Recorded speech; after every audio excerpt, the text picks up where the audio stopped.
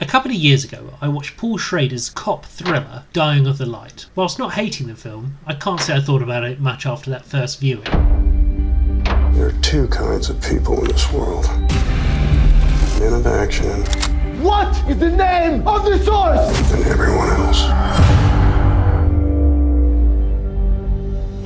It is my pleasure to introduce the only living recipient of the Intelligence Star, Evan Lake. CIA has taken some hits. But we're on our feet again because our country needs us and because we've got what? Values. The 2013 Nick Cage film was taken away from Schrader during the editing for the crime of being too arty. In an act of rebellion, the star, director and two other crew members released this picture to the press before disowning the film. The t-shirt they're wearing quotes a clause in their contracts which stops them from bad-mouthing the film until X amount of time after its release. So while I was in my 10-week director's cut, the DGA director's cut, I found out that the film had been sold to Grindstone, which is the VOD action genre arm of Lionsgate.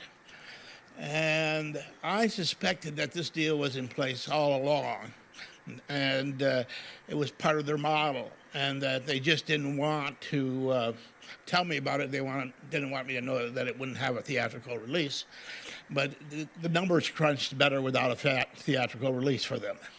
So I was sort of caught. And to be honest, I was sensing this while I was making it, because these people just really didn't care that much about the film. They just cared about the economic model. That clip was from Paul Schrader's Masterclass, which he did at the International Film Festival, Rotterdam. I've left a link to the full video in the description. NSA forwarded a hit on Banir. He's alive. Mohammed Banir is dead, Lake. Has been for 22 years. It wasn't until the PET scan was complete that we could be sure. What is it, 8 years and I'm dead? Frontotemporal dementia is much more aggressive. There's a concern that you could become a liability to the agency. I'm a liability? Who put you up to this, huh? Who's got their hand in your pocket now? Dying of the Light was released without much of a fanfare and disappeared rather quickly. Thereafter, Schrader and Cage made another film, Dog Eat Dog, which again I rather liked but did terribly at the box office. Then the director made 2018's First Reformed, which is brilliant by all accounts, and lauded as one of the best films of its release year. You still have time left. Why waste it looking for someone who may not even exist? He does exist. There is a window here. It won't be open long, and Banir will have gotten away with it. I don't feel comfortable letting you go in there alone. I'm not helpless. It's his life, his choice, but no matter how this turns out, it will end badly for you. During the editing of First Reformed, Schrader expressed an interest of making a director's cut of Dying of the Light to the studio that released the original. Whilst the studio were interested, the original producers declined the opportunity, Schrader citing bad blood between them as the reason. So Schrader, who seems to be becoming more of a maverick as he gets older, edited one himself, at his own cost, and then released it online for free. And the best news is, it's really good.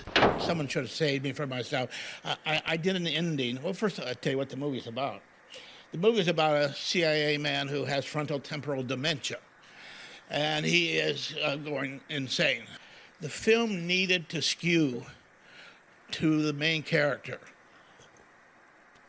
And as he degenerated, the film should also degenerate, stylistically and editorially. Now edited in a trippy, fractured way and retitled Dark, it mirrors the decline of the main character, drawing the viewer in a way which the standard edited original could never muster. In fact, I think this version is better in every way than the original. This version of the film was edited together from rough-cut DVDs and from footage which was re-recorded off of the monitors in the editing room and then cut back into the film. It's a strange, trippy experience where the image is slightly blurry and you can see the pixels of the monitor from which it was filmed. But it leads you to wonder what he could have achieved had he had the proper access to the original high-definition masters. We got him scared now. He's been thinking about it for 20 years. Depends. When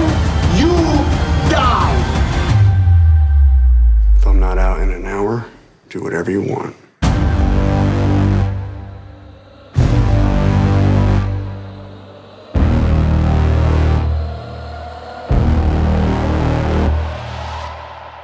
Guys like that don't just die.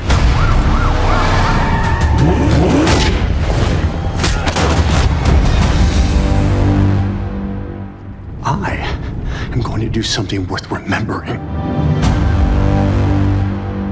You can find the original cut on DVD and Blu-ray on Amazon. In fact, at time of recording, somebody has put the whole thing on YouTube. But the director's cut can only be torrented on those sites that Hollywood doesn't like. If you want to see it, I'm sure you can find it. I'm Scott Kingsnorth, and I'm making a movie.